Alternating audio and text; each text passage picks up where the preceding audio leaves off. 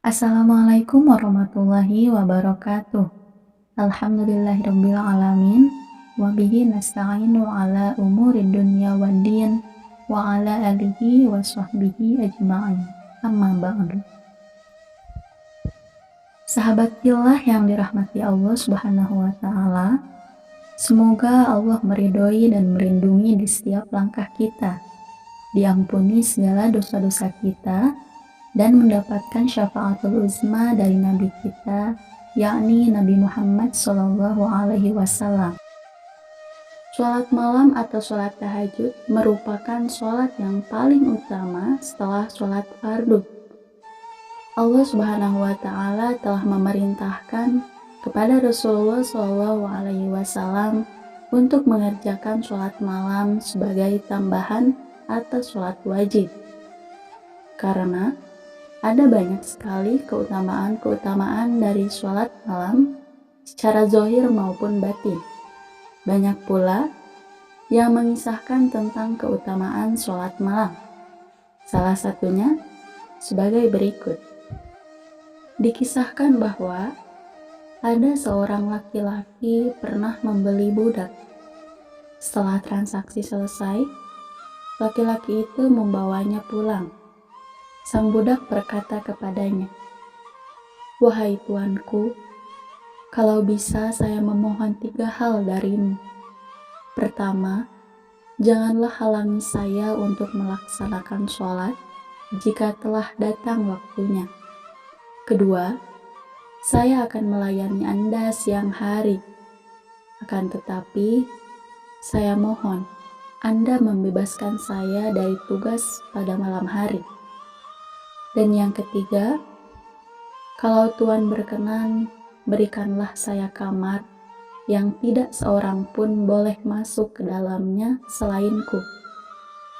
Setelah mendengar permintaan sang budak, tuannya berkata, "Semuanya saya penuhi, dan sekarang pilihlah kamar yang kamu sukai." Budak tersebut lalu berkeliling mencari-cari kamar yang ia sukai. Sampai akhirnya, ia menemukan gubuk tua di belakang rumah yang hampir roboh, dan ia memilihnya sebagai tempat tinggalnya.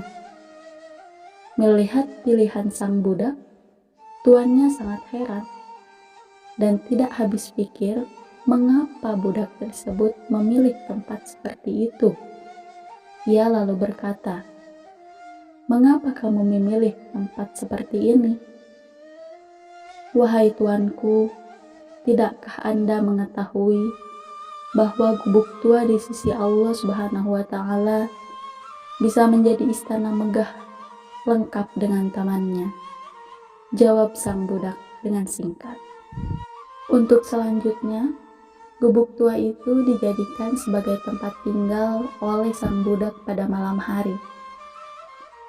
Pada suatu malam, tuannya membuat acara minum-minum dan hiburan dengan sahabat-sahabatnya. Menjelang tengah malam, ketika teman-temannya telah pulang, ia berkeliling mengitari kompleks rumahnya. Dan secara tidak sengaja, matanya tertuju ke gubuk tua yang ditempati oleh sang budak. Ia terkesiap karena dari atas gubuk tersebut terlihat cahaya yang seakan naik ke arah langit. Ia kemudian mendekat dan mencoba mengintip ke dalam gubuk tersebut, dan ternyata sang budak sedang sujud dan bermunajat kepada Tuhannya sambil berkata lirih, "Wahai Tuhanku, Engkau mengharuskanku untuk melayani Tuanku pada siang hari. Jika tidak, maka saya akan melayanimu siang ataupun malam. Oleh sebab itu, maafkanlah hamba-Mu ini ya Rob." Lelaki itu terus memperhatikan gubuk dan budak yang ada di dalamnya. Menjelang fajar, cahaya tersebut hilang dan atap gubuk tersebut kembali seperti sedia kala.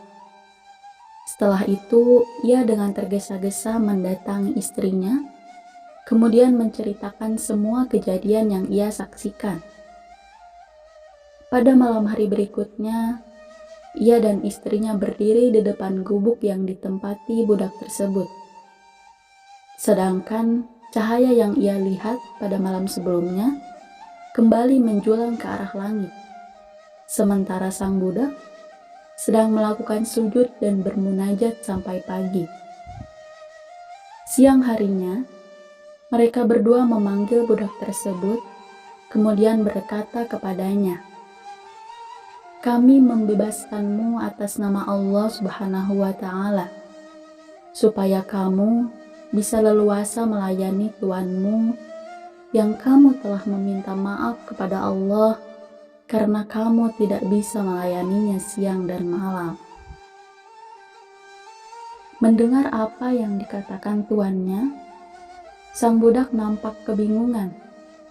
Mereka kemudian menceritakan keramat yang diberikan Allah Subhanahu wa Ta'ala kepadanya yang mereka saksikan pada malam sebelumnya. Setelah mendengar itu, budak tersebut nampak kaget dan spontan mengangkat tangan ke arah langit dan berkata, "Wahai Tuhanku, aku selalu memohon kepadamu agar Engkau tidak membuka rahasiaku dan tidak menunjukkan halku kepada orang lain. Dan jika Engkau memang membukanya, maka pada saat inilah cabutlah nyawaku." Setelah mengucapkan itu, ia kemudian jatuh dan langsung meninggal dunia seketika itu juga. Sahabat fillah yang dirahmati Allah Subhanahu wa Ta'ala, semoga dari kisah ini bermanfaat bagi kita semua. Wassalamualaikum warahmatullahi wabarakatuh.